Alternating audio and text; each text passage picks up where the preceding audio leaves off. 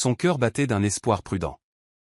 Tom avait été distant ces derniers temps, distrait, inaccessible, émotionnellement froid. Mais ce soir, il lui tenait à nouveau la main, lui faisait des éloges en public et lui souriait même comme avant. À l'amour de ma vie, a-t-il porté un toast en levant son verre. Les applaudissements ont rempli la salle. Les yeux de Rebecca brillaient. Elle voulait croire que cela marquait un nouveau départ. Mais de l'autre côté de la pièce, Monica Brooks se tenait là, une coupe à la main, un sourire narquois aux lèvres. Sa robe émeraude moulait ses courbes comme une menace silencieuse. Elle n'était pas n'importe quelle invitée. Elle était inscrite sur l'invitation en tant que partenaire commercial, une personne que Tom avait insisté pour inviter. Michelle, l'assistante de Rebecca, observait la femme de près. Il y avait quelque chose dans la façon dont les yeux de Monica s'attardaient sur Tom, quelque chose de non professionnel, de bien trop familier. Alors que Tom escortait Rebecca pour saluer d'autres invités, il a croisé le regard de Monica pendant un bref instant révélateur. Michelle l'a remarqué.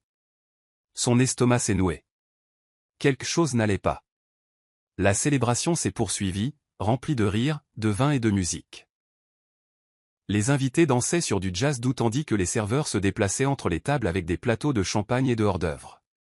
Rebecca flottait à travers la soirée avec la grâce d'une hôtesse née pour ce rôle, saluant les investisseurs, partageant des anecdotes et essayant de se convaincre que le comportement chaleureux de Tom plutôt n'était pas que pour la galerie.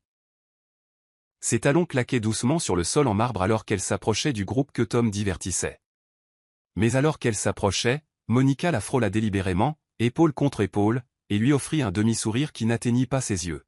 « Charmante soirée », dit Monica d'une voix soyeuse avant de disparaître dans la foule. Quelque chose dans son ton a déconcerté Rebecca, mais elle a chassé cette pensée et s'est retournée vers Tom. De l'autre côté de la pièce, Michelle gardait les yeux fixés sur les deux. Son travail l'avait toujours obligée à observer attentivement, mais cela semblait différent. Monica se tenait trop près. Sa main s'attarda trop longtemps sur l'épaule de Tom. Puis vint le moment que Michelle attendait. Monica se pencha et lui chuchota quelque chose, et Tom gloussa, son regard se posant sur ses hanches alors qu'elle s'éloignait. Les lèvres de Michelle se sont serrées. Elle se tourna vers un autre membre du personnel à côté d'elle et murmura « Tu as vu ça ?» L'employé cligna des yeux, puis haussa les épaules. Peut-être qu'elle est juste amicale. Mais Michelle savait que ce n'était pas le cas. Plus tard dans la nuit, elle s'approcha discrètement de Rebecca près du bar. « Madame, faites-vous confiance à Monica ?» Rebecca fronça les sourcils. C'est la partenaire commerciale de Tom. Pourquoi? Michelle hésita, sa voix baissant. Parce que je ne pense pas qu'elle soit venue ici pour les affaires. 3 jours après la fête, Rebecca était assise dans l'ancien bureau de son père, traçant du doigt le bord de son journal relié en cuir. La pièce portait encore son odeur, un léger parfum de bois de santal et de tabac à pipe. Une douleur douce amère se tordit dans sa poitrine. Depuis sa mort, elle s'était accrochée à sa mémoire, déterminée à perpétuer son héritage à travers l'entreprise familiale. Elle n'avait pas consulté ses documents privés depuis des années. Il n'y en avait pas eu besoin. Mais les mots de Michelle de cette nuit-là résonnaient plus fort maintenant. Faites-vous confiance à Monica? Rebecca n'était pas sûre de la raison pour laquelle la question la dérangeait tant, mais elle avait planté une graine. Elle a atteint le tiroir verrouillé où se trouvaient le testament et les documents de succession de son père et a sorti le dossier. La poussière s'accrochait au dossier comme un temps oublié. Juste à ce moment-là, Michelle frappa légèrement et jeta un coup d'œil à l'intérieur. « Vous m'avez demandé de vous rappeler la réunion du conseil d'administration à 2 heures, dit-elle doucement, puis fit une pause. Ses yeux se posèrent sur le dossier. Est-ce que c'est? Rebecca hocha la tête. C'est le testament original, je pensais juste. Peut-être que je devrais revoir les termes. Quelque chose ne va pas ces derniers temps. Michelle hésita, puis ferma la porte derrière elle et entra. Ce serait peut-être sage. J'ai vu Tom prendre des dossiers confidentiels ces derniers temps. Il a dit que c'était pour une fusion, mais... Les yeux de Rebecca se levèrent brusquement. Une fusion? Quelle fusion? Michelle secoua la tête. C'est ça le problème. Personne n'est au courant. Et le nom de Monica est revenu trop souvent. Rebecca fronça les sourcils, feuilletant les pages. S'il m'arrivait quelque chose, cette entreprise me revient entièrement. Tom n'est même pas mentionné. Elle se leva brusquement. Michel, mettez-moi Mario en ligne. Je veux que chaque mouvement financier que Tom a fait ce mois-ci soit tracé. Dans un coin tranquille de la ville, Tom était assis seul dans la pénombre de son bureau, les yeux plissés sur les papiers devant lui. Le document qu'il tenait tremblait légèrement dans sa main, une procuration falsifiée méticuleusement par un ami qui lui devait une faveur. Il ne restait plus que la signature de Rebecca. Il expira et se pencha en arrière sur sa chaise, l'esprit en ébullition. Elle ne saura jamais, murmura-t-il, trempant une plume dans l'encre et commençant à tracer sur une copie scannée de sa signature. C'était dangereux, illégal, mais le gain potentiel était stupéfiant. Si elle le signait de son plein gré, il aurait un accès complet à ses actions personnelles, à ses comptes et à ses biens. Mais si elle ne le faisait pas, il le prendrait quand même. D'une manière ou d'une autre, cet empire sera à moi, murmura-t-il. Ce soir-là, Monica arriva à l'improviste, drapée de soie noire et d'un parfum qui emplit la pièce avant même qu'elle ne parle. Alors, demanda-t-elle en jetant son sac à main sur le canapé. Tom ne leva pas les yeux. J'ai la signature, mais elle ne tiendra pas éternellement à moins que nous n'agissions vite. Elle s'avança nonchalamment, se percha sur le bord de son bureau et croisa les jambes.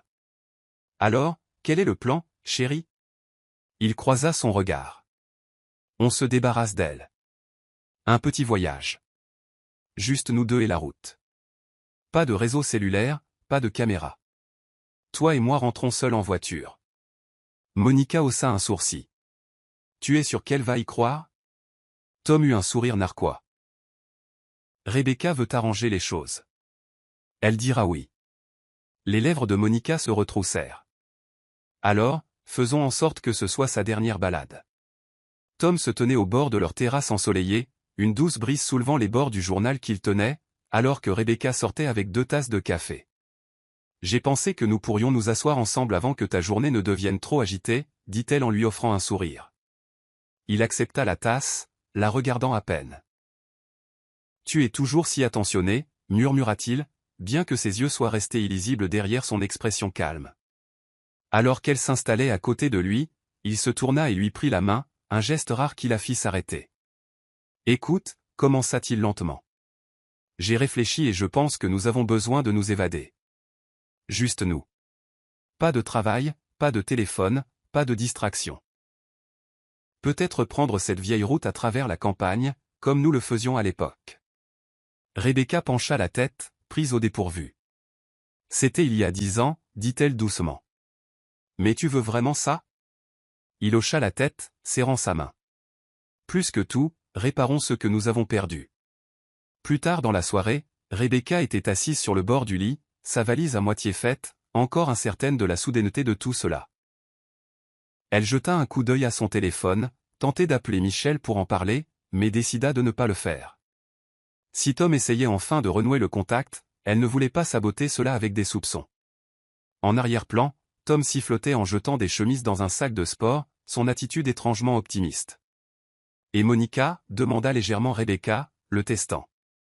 Il ne s'arrêta qu'une seconde. Elle peut survivre une semaine sans moi, dit-il avec un sourire.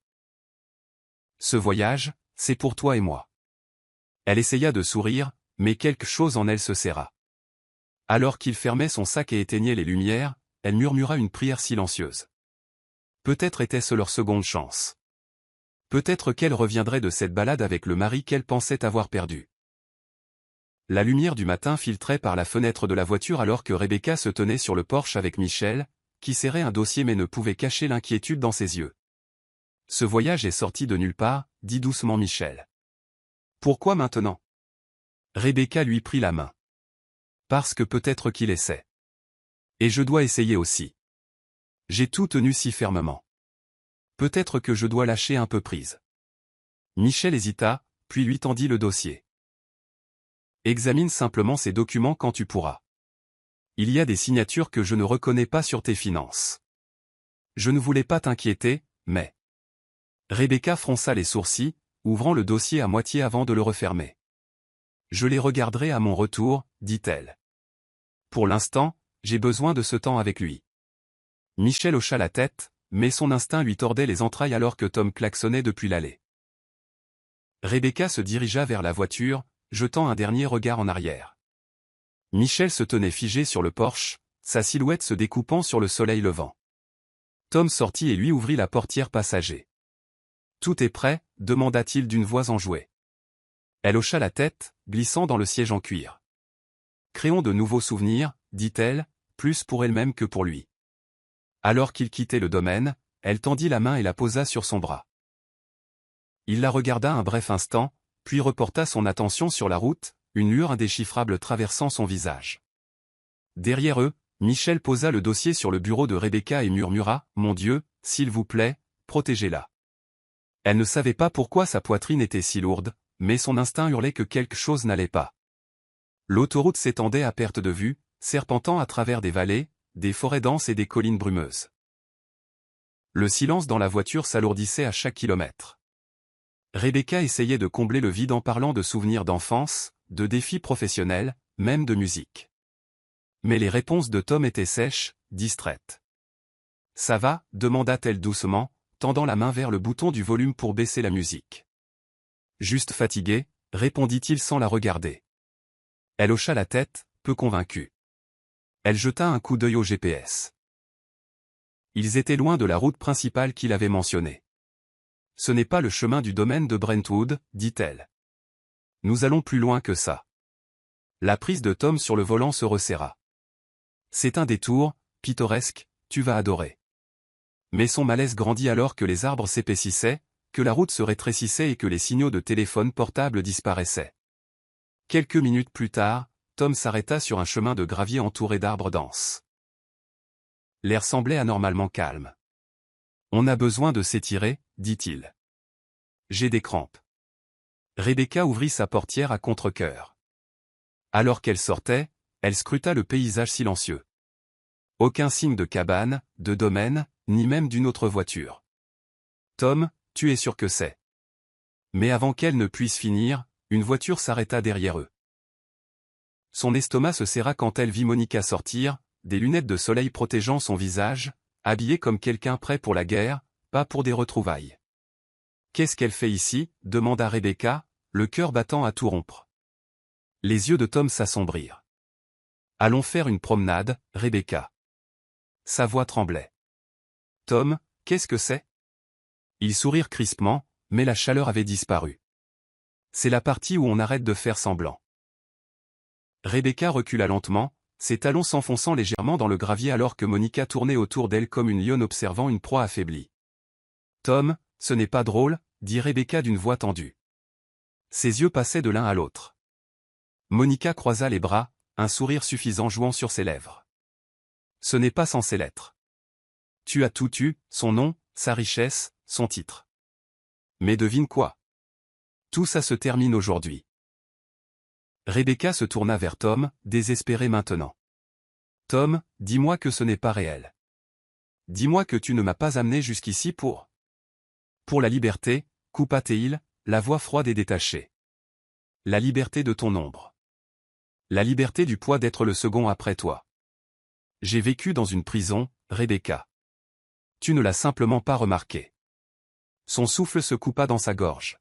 « Je t'aimais, » murmura-t-elle, « et j'ai fait semblant de t'aimer. » Répondit-il en tendant la main derrière lui pour ouvrir le coffre. D'un mouvement fluide, Monica s'avança et poussa Rebecca violemment. Elle trébucha en arrière, ses mains cherchant désespérément quelque chose à quoi s'accrocher, mais il n'y avait que le vide. Son cri résonna dans les bois alors que son corps dévalait une pente cachée, s'écrasant à travers les broussailles, sa tête heurtant une pierre avec un bruit sourd et esséurant. Silence. Tom jeta un coup d'œil en bas, les yeux plissés. « Tu penses qu'elle est morte ?» demanda Monica, en époussetant la saleté de sa robe. « Elle doit l'être, » marmonna Tom. Personne ne survit à cette chute. Ils retournèrent vers la voiture, ses mains se glissant dans les siennes comme s'ils venaient de conclure une affaire. Monica rit légèrement, démarrant le moteur. « Maintenant, notre éternité commence, » dit-elle en accélérant pour reprendre la route. Derrière eux, caché sous une canopée d'arbres et d'ombre, le corps de Rebecca gisait immobile, du sang coulant de sa tempe, son pouls faible et sa mémoire s'évanouissant dans l'obscurité. La forêt devint plus froide à la tombée de la nuit. Le ciel se tacha de nuances de charbon et de lavande. Le corps de Rebecca s'agita faiblement dans les sous-bois. Des feuilles collaient à sa peau, et son souffle venait en halètement faible et irrégulier. Le coup à la tête avait fait plus que faire couler du sang. Il avait tout pris. Son nom, son histoire, l'identité à laquelle elle s'était accrochée, disparut. Elle ouvrit lentement les yeux, désorientée, à peine capable de distinguer les arbres au-dessus d'elle des souvenirs qu'elle ne pouvait plus saisir. Qui ? Murmura-t-elle, mais le vent emporta sa voix. Chaque tentative de mouvement envoyait des décharges de douleur à travers sa colonne vertébrale et son crâne. Sa main tâta le sol à côté d'elle, ne trouvant que de la terre humide et des racines. C'était comme si le monde avait été réinitialisé, et elle y était une étrangère. La pluie commença à tomber, doucement d'abord, puis de plus en plus fort. Elle lava le sang de son front et colla ses cheveux à son visage. Le tonnerre gronda au loin, mais elle était trop faible pour le craindre. Quelque part en elle se trouvait un cri qui ne voulait pas sortir, enfermé derrière des lèvres meurtries et un esprit qui ne se reconnaissait pas. Des heures passèrent, ou peut-être des minutes. Le temps n'avait aucune signification dans son état fracturé. Puis vint le léger crissement de bottes sur du gravier mouillé. Un jeune homme, grand, à la peau foncée et aux yeux gentils et curieux, aperçut la forme immobile sous les arbres. « Maman. Maman, il y a quelqu'un ici » cria-t-il dans la tempête. Il tomba à genoux à côté d'elle. « Vous m'entendez ? Et, restez avec moi » insista-t-il en écartant les cheveux de son visage. Elle cligna lentement des yeux, incapable de parler. « Vous êtes en sécurité maintenant, dit-il, on s'occupe de vous. » Et avec soin, il souleva la femme brisée dans ses bras et commença la lente marche vers la lumière d'un village, à peine visible dans le brouillard. L'odeur de bois de chauffage et d'herbe remplissait la petite hutte au mur de boue alors que Mama Agnès essorait une serviette mouillée et la tamponnait doucement sur le front de Rebecca. La vieille femme fredonnait un air tranquille sous son souffle. Un air transmis de génération en génération, des chants de guérison, de force. Rebecca s'agita faiblement sur le lit de camp, murmurant des sons incohérents. Son esprit n'est pas clair. Murmura Mama Agnès à son fils, Joël, qui se tenait près de la porte, trempé de la tête aux pieds. Elle ne connaît même pas son nom. Joël fronça les sourcils, regardant la femme tombée de nulle part, ensanglantée et brisée. « Comment devrions-nous l'appeler » demanda-t-il. Mama Agnès fit une pause, puis hocha la tête. « Grèce. On dirait qu'elle a été portée par la grâce. » Et ainsi, pour le moment, le nom resta. Les jours passèrent en une lente convalescence. Grèce, comme on l'appelait maintenant, était douce, silencieuse, cherchant toujours des noms qu'elle ne pouvait se rappeler. Elle sursautait au mouvement brusque et fixait le feu pendant de longues minutes, comme si elle cherchait des réponses dans les flammes. Joël lui a construit une chaise pour qu'elle puisse se reposer à l'extérieur, et Mama Agnès lui a préparé du bouillon et lui a raconté des histoires de la terre. Un matin, Grèce tendit la main vers une cuillère et la fixa avec confusion, comme si elle la voyait pour la première fois. « Tu as vécu quelque chose de terrible, ma chère » dit Mama Agnès en lui touchant la main. « Mais ne te précipite pas. Quand l'esprit est prêt, il se souviendra. » Grèce la regarda et hocha lentement la tête. « Grèce, répéta-t-elle, comme pour l'essayer. « Oui, c'est toi pour l'instant, » dit la vieille femme avec un sourire. « Mais un jour, mon enfant, je crois que tu nous diras ton vrai nom. » Le soleil du matin se déversait doucement à travers le toit de chaume, projetant des faisceaux de lumière fracturés sur les murs d'argile de la hutte de Mama Agnès. Rebecca, toujours connue seulement sous le nom de Grèce, s'agita sous une épaisse couverture de coton, ses cils papillonnant alors que la conscience revenait par fragments. Elle s'assit lentement, ses membres lourds, la tête battant comme des tambours lointains. « Où suis-je » croassa-t-elle, la voix à peine au-dessus d'un murmure. Joël, assis sur un tabouret en bois à proximité, se leva d'un bond. « Maman, elle est réveillée » appela-t-il en se précipitant à ses côtés. Rebecca le regarda, les yeux grands ouverts et interrogateurs. « Connais-tu ton nom » demanda-t-il doucement. Elle cligna des yeux, la confusion envahissant son visage.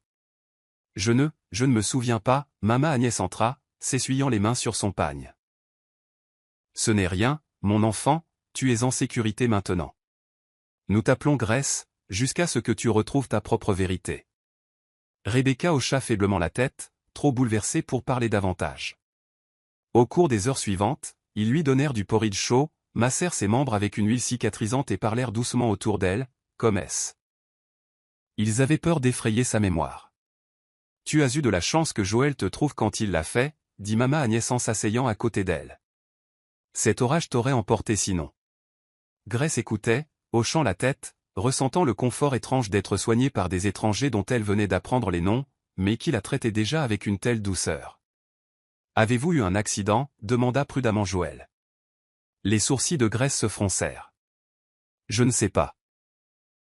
Je vois des flashs, des arbres, des phares, une chute, mais tout le reste a disparu. » Mama Agnès lui toucha l'épaule avec une chaleur maternelle. « La mémoire est comme une chèvre têtue. Poursuis-la et elle s'enfuira, mais reste tranquille, et un jour elle te reviendra. » Grace se pencha en arrière sur le lit, les yeux fixés sur le toit. Au fond d'elle, quelque chose lui disait que ce n'était que le début. Dans les jours calmes qui suivirent, la vie du village devint un rythme. Grace commença à suivre sans comprendre pourquoi cela la réconfortait si profondément. Elle s'asseyait sous le manguier, regardant Joël récolter les légumes, ou aider Mama Agnès à moudre des herbes pour des cataplasmes et des tisanes. Bien que son esprit soit resté vide, ses mains bougeaient avec une aisance surprenante, pliant les tissus avec une précision exercée, nouant les foulards instinctivement, organisant même les pots d'épices de Mama Agnès par odeur et par couleur sans savoir pourquoi elle le pouvait. « Tu te déplaces comme une femme qui a vécu dans l'ordre », remarqua Mama Agnès un après-midi alors que Grace arrangeait des paquets d'herbes séchées. Grace sourit faiblement, ne sachant pas si c'était un compliment ou un indice sur son passé. « Peut-être que j'étais quelqu'un d'important, » plaisanta-t-elle doucement, bien que cette pensée laissât une étrange douleur dans sa poitrine. Malgré la paix qui l'entourait, Grace se réveillait souvent au milieu de la nuit, le cœur battant, les yeux grands ouverts de terreur à cause de rêves dont elle ne se souvenait pas. Mama Agnès la trouvait arpentant la pièce, murmurant des fragments. Robe bleue, bague en argent, pas de frein. Une nuit, Joël s'assit à côté d'elle sur le banc en bois alors qu'elle tremblait silencieusement. « Tu sais, dit-il doucement, quoi qu'il se soit passé avant, ça ne t'a pas brisé. Tu es toujours là. Ça veut dire quelque chose. » Grace se tourna vers lui, les yeux vitreux. « Mais je ne sais même pas qui je suis, » murmura-t-elle. Joël hocha la tête, posant une main douce sur la sienne. « Tu es Grace, » dit-il simplement. « Jusqu'au jour où tu me diras le contraire, c'est qui tu es. » Et Grace est forte.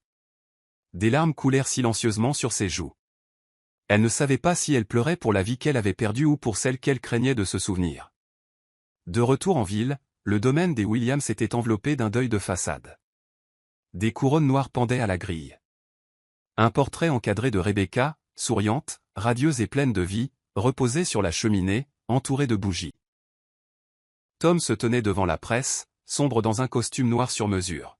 « Nous avons fouillé toutes les routes possibles, » dit-il d'une voix tremblante. « Ma femme était la lumière de ma vie.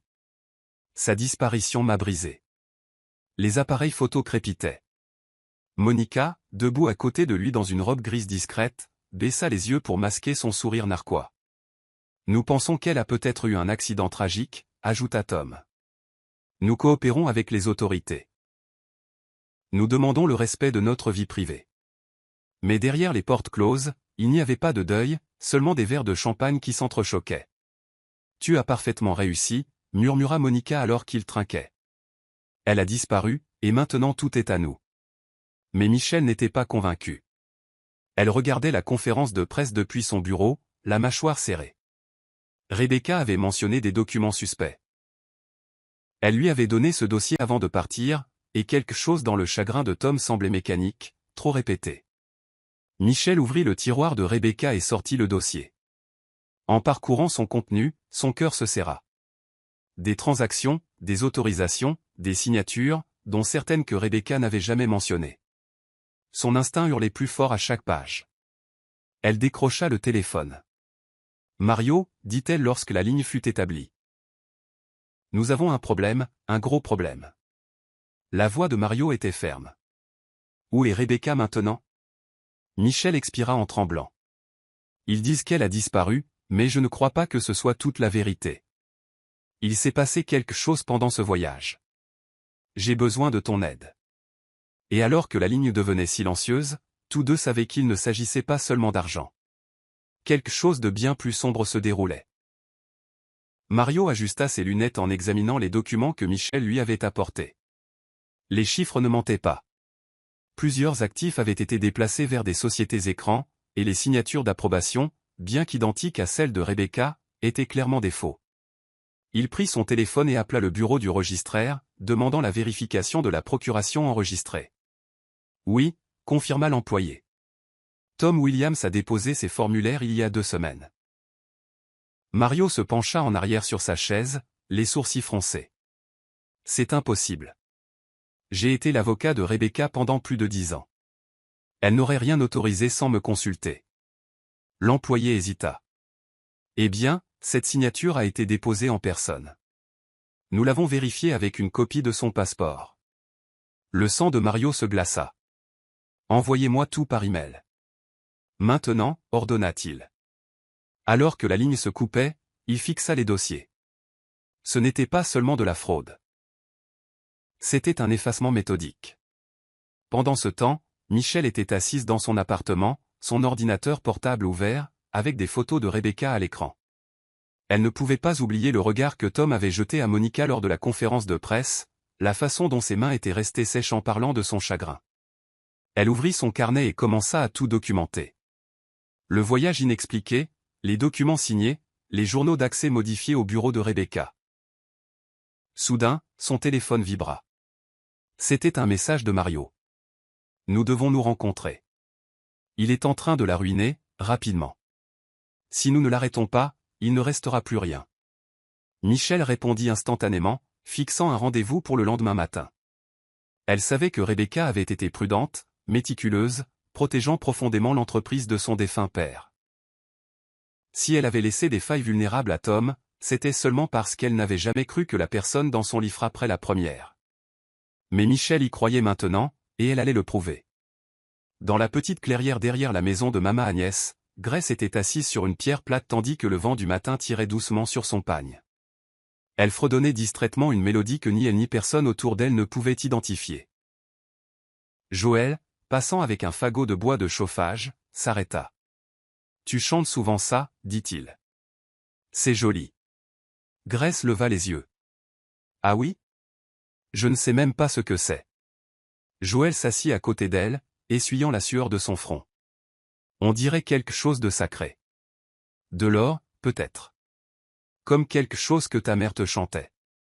Les yeux de Grace se plissèrent comme si elle cherchait à travers un brouillard. Mère. Le mot s'attarda sur ses lèvres, inconnu mais lourd. Parfois, ça joue dans mes rêves, dit-elle doucement. Toujours près d'une église, il y a une femme. Leurs mains sentent le jasmin. Mais je ne vois jamais son visage. Joël ne l'interrompit pas.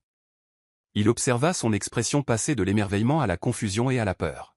« Qu'est-ce que tu penses que ça veut dire » demanda-t-elle. Joël haussa les épaules. « Peut-être que ce n'est pas ce que ça veut dire. Peut-être que c'est à qui ça appartient.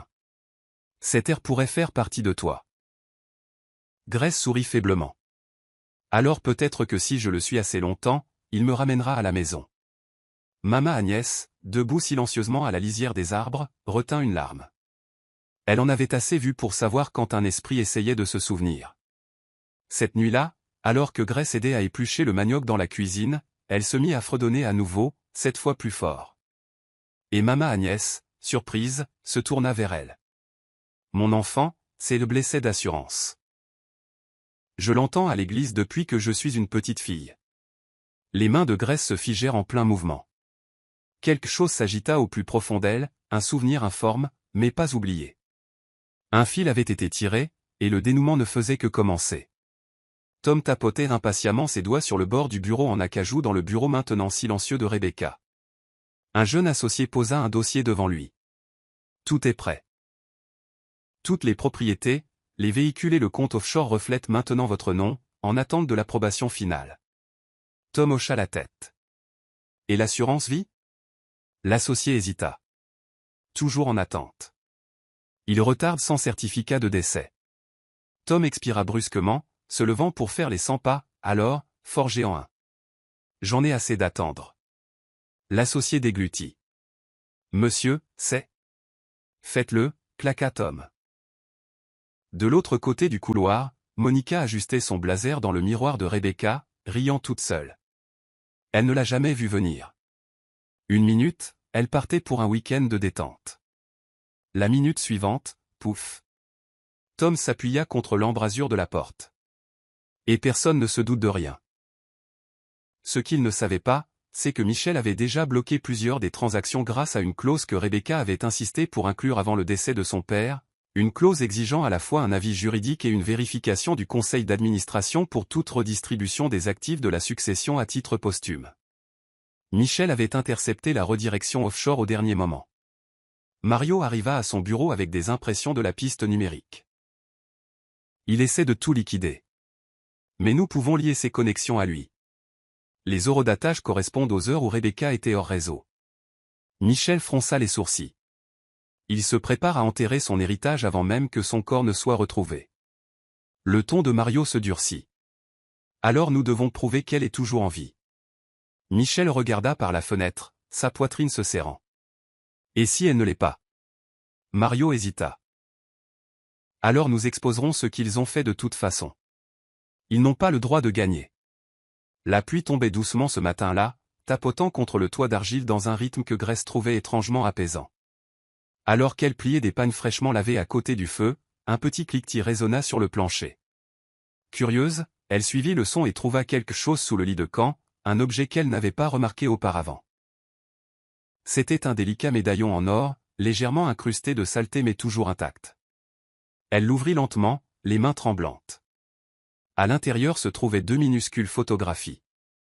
Un homme aux yeux chaleureux et à la barbe poivre et sel, et une jeune femme aux traits étonnamment familiers. Ses propres traits.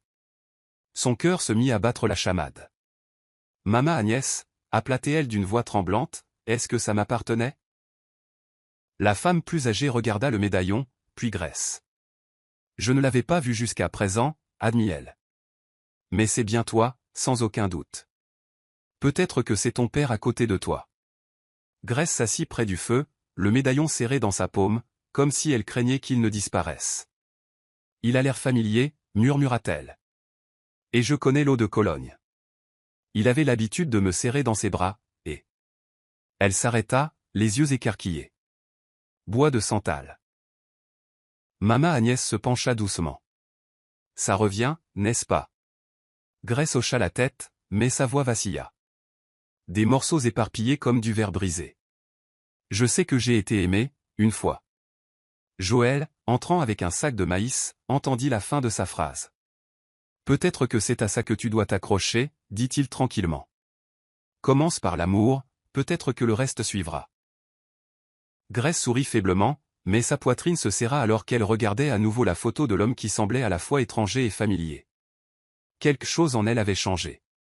La femme dans le miroir n'avait toujours pas de nom, mais maintenant, elle avait un visage qui ressemblait à une porte. Monica arpentait le couloir du pantouse de Tom, la frustration suintant de chaque mouvement. Pourquoi l'argent n'est-il pas encore sur le compte aux Seychelles? Lança-t-elle au téléphone. Vous aviez promis une autorisation sans problème. La voix à l'autre bout bégaya. Il y a un blocage sur l'un des actifs. Quelqu'un interfère avec les transferts. Elle raccrocha violemment juste au moment où Tom entrait, enlevant sa veste. C'est Michel, siffla-t-elle. Son assistante fouine là où elle ne devrait pas, Tom plissa les yeux. Nous l'avons sous-estimé. Monica croisa les bras.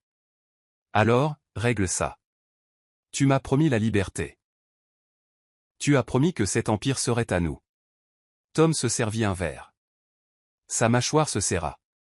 Je vais m'occuper de Michel, mais nous devons être plus prudents. Une erreur et tout s'effondre. Plus tard dans la nuit, Monica se tenait seule sur le balcon, regardant les lumières de la ville. Ses mains tremblaient légèrement. Elle était toujours si calme, marmonna-t-elle pour elle-même. Polie. Intouchable. Je détestais ça chez elle. Tom la rejoignit, lui tendant un verre. Tu n'as plus besoin de la détester. Elle est partie. Monica se tourna vers lui. Vraiment? Sa voix était tranchante. Parce que je te jure, Tom, parfois j'ai l'impression qu'elle me regarde. Comme si elle allait franchir la porte à tout moment et tout gâcher. Tom ricana, mais au fond de ses entrailles, quelque chose le rongeait aussi. Rebecca n'avait jamais été du genre à disparaître sans laisser de traces. Même les fantômes ont besoin de corps, répondit-il en la dépassant. Mais alors que Monica regardait les étoiles, un frisson la parcourut. Quelque chose dans cette victoire semblait incomplet, instable, et elle ne pouvait pas expliquer pourquoi. Les rêves devenaient plus vifs à chaque tombée de la nuit. Grace se retrouvait à marcher dans de longs couloirs étincelants remplis d'art. Elle portait des talons qui claquaient sur le marbre, et des voix résonnaient autour d'elle, des noms comme Michel, Mario, et quelqu'un l'appelant « Madame la Présidente ». Puis, toujours, le rêve se transformait en panique. Des pneus qui crissent, une chute, une douleur vive à la tête. Elle se réveillait haletante, trempée de sueur, le goût de la trahison lourd sur sa langue. Un matin, alors qu'elle se lavait le visage près du bassin extérieur, elle murmura à son reflet « Qui es-tu » Mais la femme qui la regardait ne lui offrit aucune réponse, seulement des yeux hantés et une force qu'elle n'avait pas reconnue auparavant. Plus tard dans l'après-midi, Joël la trouva debout au bord du village, regardant vers le chemin qui menait à la route principale. « Tu penses à partir » demanda-t-il doucement. Elle ne répondit pas tout de suite. « Et si j'avais une vie ailleurs ? Et si j'étais importante, Joël ?» Il sourit gentiment. « Je pense déjà que tu es importante. » Elle se tourna vers lui, les yeux larmoyants. « Mais si quelqu'un a essayé de m'effacer, et que je l'ai laissé faire ?» Joël s'avança. « Alors tu retrouves ton chemin et tu leur fais regretter. » Elle expira en tremblant. « J'ai peur. Si je trouve la vérité, et si je n'aime pas qui j'étais ?» Joël lui toucha le bras, « Alors deviens quelqu'un de nouveau, mais fais-le selon tes propres termes. » Cette nuit-là, elle ne rêva pas. Mais son esprit murmura un nom avant qu'elle ne s'endorme, Rebecca. La chapelle du village n'était guère plus qu'une petite structure en bois avec un toit en tôle et des fenêtres peintes à la main. Mais ce dimanche matin, elle ressemblait à une cathédrale pour Grace. Elle était venue à l'invitation de Mama Agnès, ne sachant pas pourquoi cette invitation remuait tant son cœur. Les bancs étaient usés mais accueillants, remplis de villageois vêtus de leurs plus beaux habits. Alors que la congrégation commençait à chanter l'hymne d'ouverture, Grace sentit son corps s'immobiliser complètement. Le chant coulait comme une rivière à travers sa poitrine. Blessé d'assurance, Jésus Ismine. Assurance bénie, Jésus est à moi. Les mots la frappèrent comme une vague déferlante. Son souffle se coupa, et ses mains s'agrippèrent au banc devant elle. Ses genoux tremblaient. C'était plus que de la familiarité, c'était un souvenir. Une cuisine chaleureuse, la voix d'une mère, une bague en or, une salle de conseil, une trahison. Elle sortit de la chapelle en titubant alors que l'hymne continuait, la mélodie sonnant comme une cloche dans son crâne. Joël la suivit de près, criant. « Grace, qu'est-ce qui ne va pas ?» Mais elle tomba à genoux dans la terre à l'extérieur, à bout de souffle. « Je me souviens de quelque chose, » murmura-t-elle. « Cette chanson, ma mère la chantait quand j'étais petite. Et encore avant de mourir, elle m'a tenu la main à l'hôpital et me l'a chantée à l'oreille. » Joël s'agenouilla à côté d'elle, les yeux grands ouverts. « De quoi d'autre te souviens-tu » Elle leva les yeux vers lui, la voix rauque. « Un homme aux yeux gentils, mon père, une bague avec mes initiales. Mon nom. » Elle fit une pause alors que les larmes coulaient librement. « Rebecca, mon nom est Rebecca Williams. » La bouche de Joël s'ouvrit de surprise. « Rebecca. » Elle hocha la tête, « Et quelqu'un a essayé de me tuer. » Ce soir-là, l'air dans la maison de Mama Agnès était lourd de silence. Rebecca était assise à table, ses mains reposant sur le médaillon ouvert, maintenant propre et brillant sous la lueur des bougies. « Je sais qui je suis maintenant, » dit-elle doucement, « et je sais ce qu'ils ont fait. » Joël se tenait à proximité, les bras croisés, essayant toujours de comprendre ce qu'il avait entendu. Mama Agnès, toujours calme, versa de la soupe dans un bol et le posa devant Rebecca. « Alors il est temps de rentrer, » dit-elle doucement. « Quiconque a essayé de te prendre la vie doit savoir qu'il a échoué. » Rebecca hocha lentement la tête. « Ils ont tout pris, Mama. Mon nom, ma vie, ma maison. Mais ils n'ont pas pris mon esprit, pas pour toujours.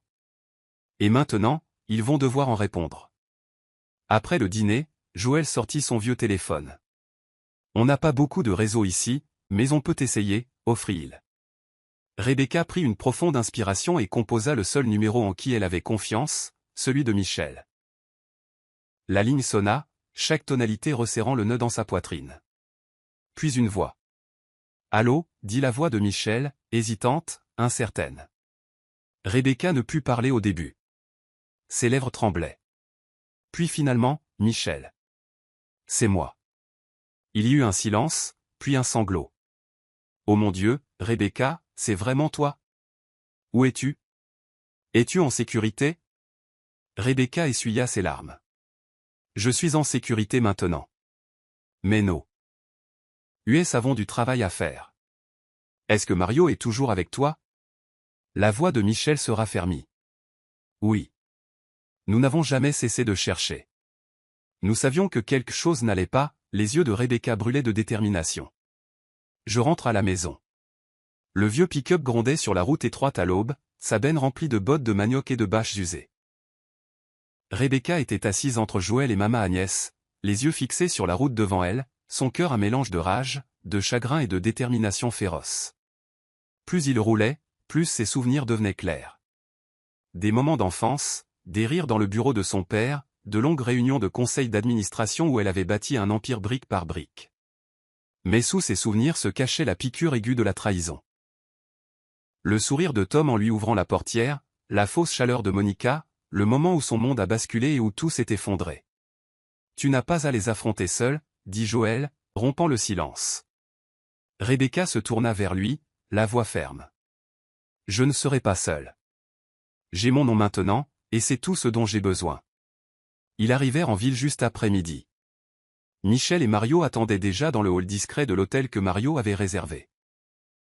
Dès que Michel vit Rebecca, elle se précipita vers elle, l'enveloppant dans une étreinte qui les secoua toutes les deux. « Tu es en vie » murmura Michel, des larmes coulant sur ses joues. Il disait que tu étais morte. Rebecca la serra fort. « J'ai failli y passer, mais je n'ai pas encore fini. » Mario s'avança, secouant la tête avec admiration. « Tu es un miracle, dit-il. » Rebecca hocha la tête. « Non, je suis une femme avec des affaires inachevées. » Ils se rassemblèrent autour de la petite table de la suite alors que Mario exposait des dossiers et des chronologies. Ils ont presque tout volé, mais ils n'ont pas encore atteint le compte en fiducie.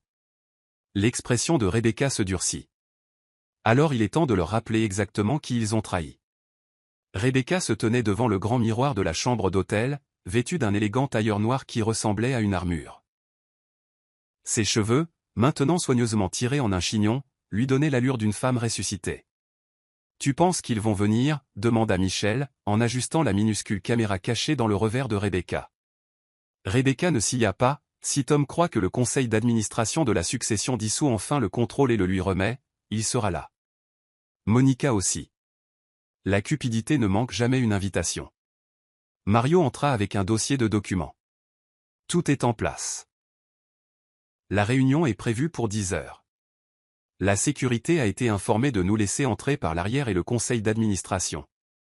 Ils sont méfiants, mais silencieux. Ils resteront neutres jusqu'à ce que tu parles. Rebecca prit le dossier et le feuilleta en hochant la tête. Alors aujourd'hui, je reprends ce qui m'appartient. Alors qu'il se préparait à partir, Michel tendit à Rebecca une clé USB. Ceci contient les emails interceptés entre Tom et Monica, des mémos vocaux et les transactions financières modifiées. S'ils essaient quoi que ce soit, nous avons leurs propres mots. Rebecca l'a mis dans sa poche sans hésitation. Bien, plus d'ombre, plus de silence. Sur le trajet vers le siège du conseil d'administration de la succession, son cœur battait à tout rompre, non pas de peur, mais d'anticipation. L'entrée était discrète. Rebecca, Michel et Mario entrèrent par le parking souterrain. Alors qu'ils montaient dans l'ascenseur, Mario se tourna vers elle. « Tu es sûre d'être prête ?» Elle croisa son regard. « Je meurs d'envie d'être vue. » Maintenant, ils n'auront plus le choix. Quand les portes de l'ascenseur s'ouvrirent à l'étage de la conférence, le son des voix emplit l'air. Et au milieu de la longue table en acajou étaient assis Tom et Monica, souriant. La salle de réunion bourdonnait de chuchotements silencieux jusqu'à ce que la porte grince et que Rebecca entre. Tous les regards se tournèrent vers elle. La bouche de Monica s'ouvrit en grand et la chaise de Tom racla le sol alors qu'il se levait, visiblement secoué. « Mais qu'est-ce que c'est que ça ?» marmonna-t-il, le visage blêmissant. Rebecca entra calmement, plaça son dossier en cuir en bout de table et dit « Bonjour. Je vois que vous avez été bien occupé. » Des murmures éclatèrent parmi les membres du conseil d'administration. Monica se leva brusquement, la voix tranchante. « C'est une blague. Elle est morte.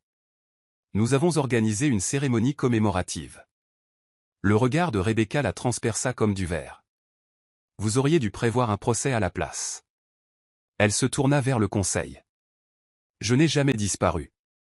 J'ai été laissée pour morte par l'homme qui se disait mon mari et la femme qui se faisait passer pour son assistante. » Tom tenta de se ressaisir. « Ce n'est pas légal. Il n'y a aucune preuve. » Rebecca leva une main et inséra la clé USB dans le port de l'écran. Instantanément, un enregistrement audio se lança.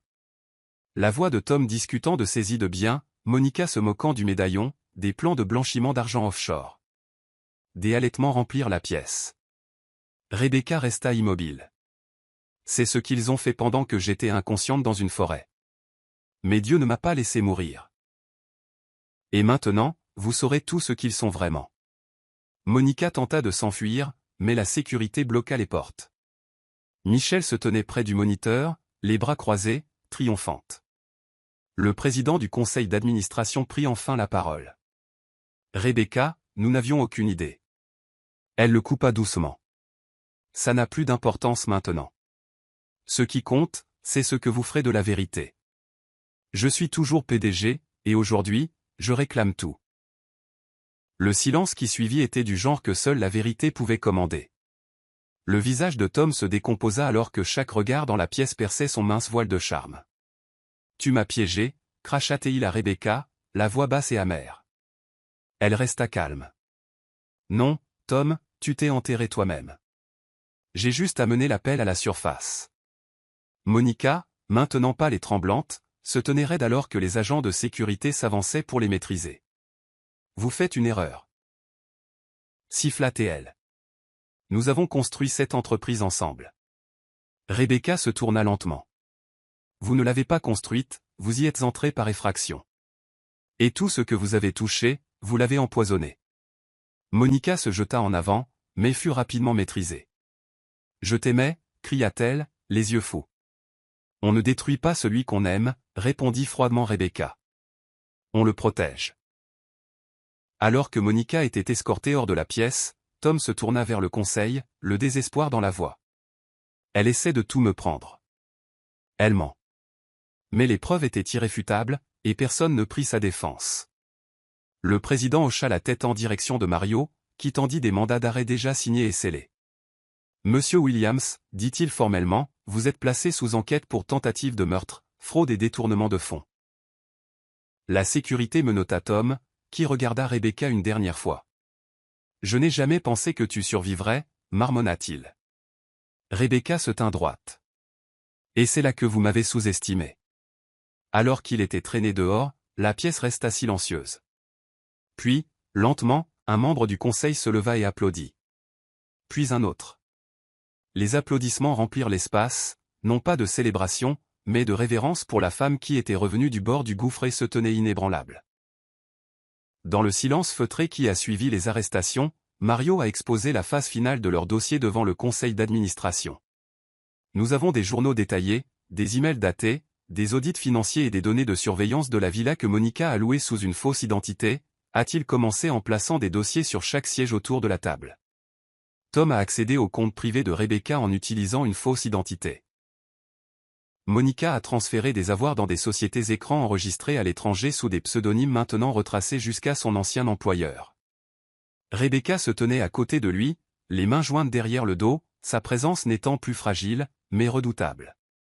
Ce n'était pas de la cupidité spontanée, a-t-elle dit. C'était planifié, méthodique, et cela aurait fonctionné si je n'avais pas survécu. Un membre du conseil d'administration, un ami de longue date de la famille, se pencha en avant. Rebecca, cela va au-delà d'une affaire civile. C'était une tentative de meurtre. Mario hocha la tête solennellement, c'est pourquoi nous avons collaboré avec les autorités fédérales. Les procureurs sont en train de monter un dossier. Avec les preuves que nous avons rassemblées, la condamnation est inévitable. Rebecca prit une profonde inspiration. Je leur ai fait confiance.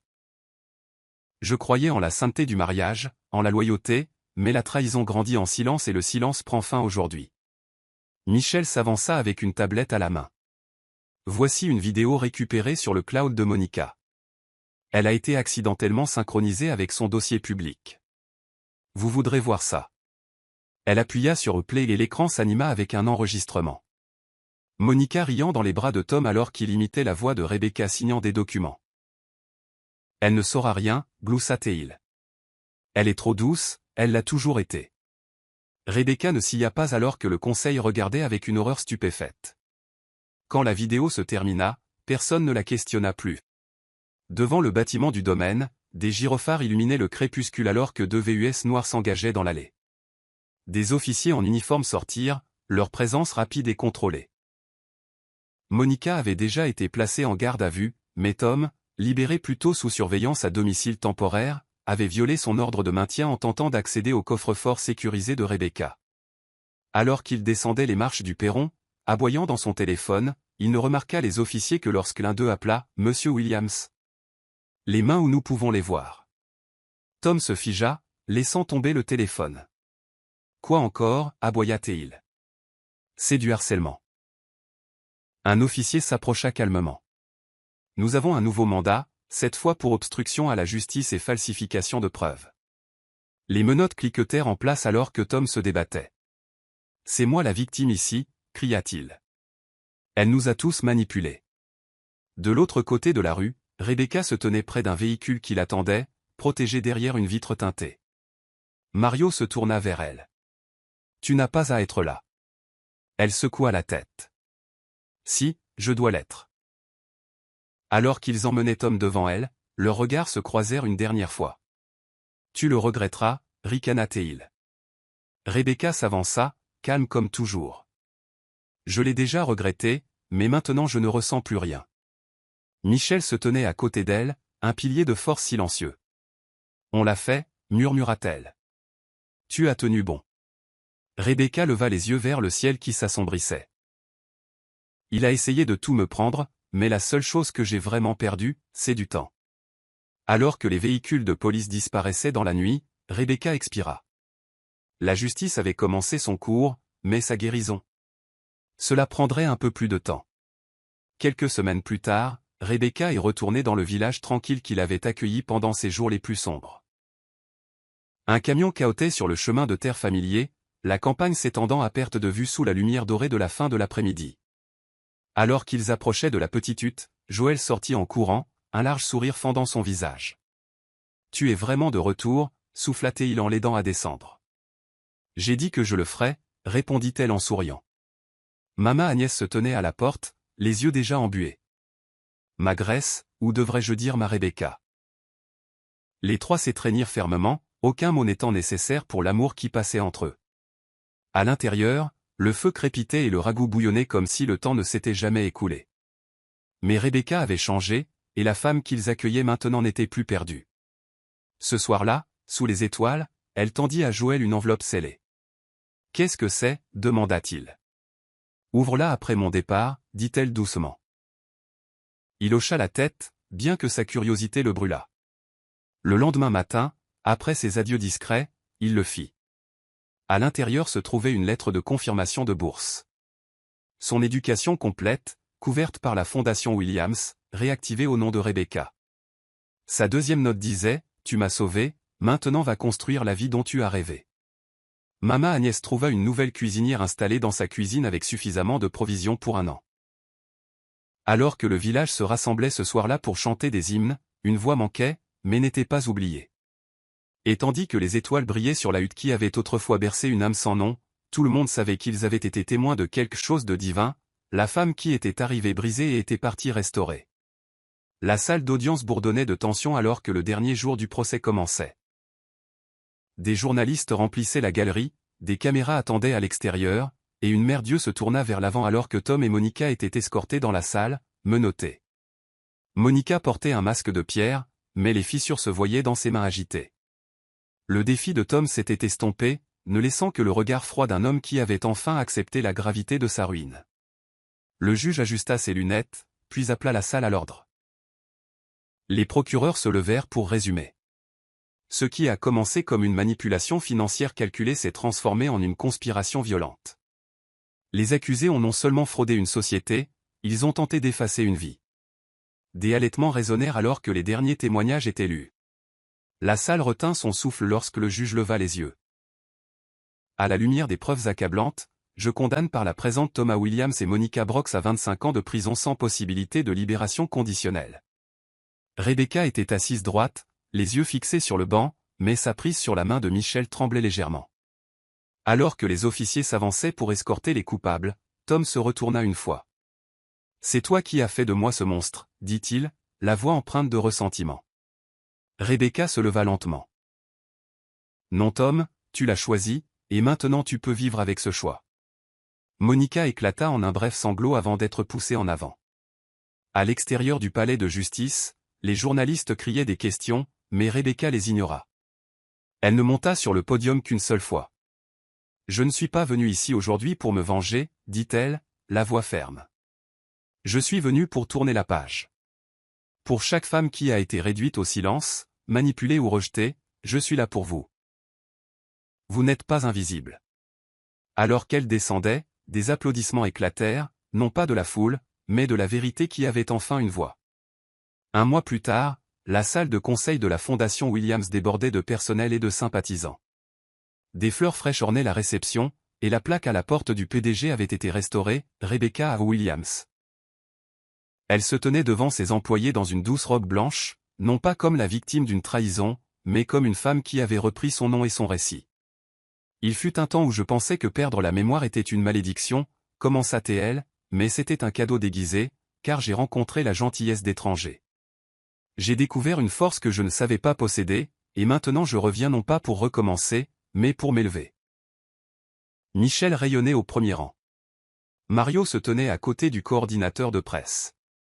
Les membres du personnel se levèrent, applaudissant non seulement une dirigeante, mais une survivante. Plus tard dans la soirée, Rebecca était assise sur le balcon de son pentouse restaurée, les lumières de la ville scintillant au loin. Elle tenait le livre d'hymne de sa mère dans une main, et son journal dans l'autre. Alors qu'une brise chaude caressait sa peau, elle griffonna. La douleur a essayé de m'enterrer, mais le but m'a tiré d'affaire. Je n'ai jamais été perdu, juste en devenir. Un léger coup fut frappé à la porte. C'était Michel, tenant 2 tasses de thé. Prête à commencer le nouveau chapitre, demanda-t-elle. Rebecca sourit et hocha la tête. Je l'ai déjà fait. Alors qu'elle se tenait dans une compagnie tranquille, aucun fantôme ne persistait, aucune ombre ne planait, juste la paix d'une femme qui non seulement s'était souvenue de qui elle était, mais qui avait transformé ses cicatrices en histoire, et son histoire en force. Le souvenir qu'ils avaient tenté d'effacer était revenu plus brillant que jamais, et il avait un nom, Rebecca. Voici le verset de la Bible, Ésaïe 61, verset 7, NIV. Au lieu de votre honte, vous aurez une double part, et au lieu de l'opprobre, vous vous réjouirez de votre héritage. C'est pourquoi vous hériterez une double part dans votre pays, et une joie éternelle sera vôtre. Réflexion, Rebecca a été dépouillée de son identité, de sa dignité et de ses biens, mais Dieu l'a restaurée avec une plus grande force, une clarté plus profonde et le pouvoir de s'élever au-dessus de la trahison. Son histoire reflète la justice divine, que ceux qui traversent la vallée de l'humiliation peuvent encore en sortir couronnés d'honneur. Morale de l'histoire, lorsque la vérité est enterrée et l'identité volée, c'est souvent à travers la brisure que nous découvrons notre force la plus profonde. La trahison peut réduire une voix au silence, mais elle ne peut pas détruire une âme bâtie sur un but. Ne sous-estimez jamais la résilience d'une femme qui se souvient de qui elle est, car son retour n'est jamais seulement une survie, c'est une rédemption. Cette histoire nous rappelle que la guérison n'est pas un retour à qui nous étions, mais un devenir de qui nous sommes censés être. Même lorsque d'autres tentent d'effacer votre valeur, votre identité n'est jamais vraiment perdue, elle attend seulement d'être revendiquée. C'est la fin de l'histoire. Qu'avez-vous appris de cette histoire? Laissez vos pensées dans la section des commentaires. Laissez un j'aime, et n'oubliez pas de vous abonner et d'activer les notifications de publication, afin d'être averti chaque fois que nous publierons nos prochaines vidéos. Partagez également cette vidéo avec quelqu'un qui pourrait être intéressé. Merci beaucoup d'avoir regardé.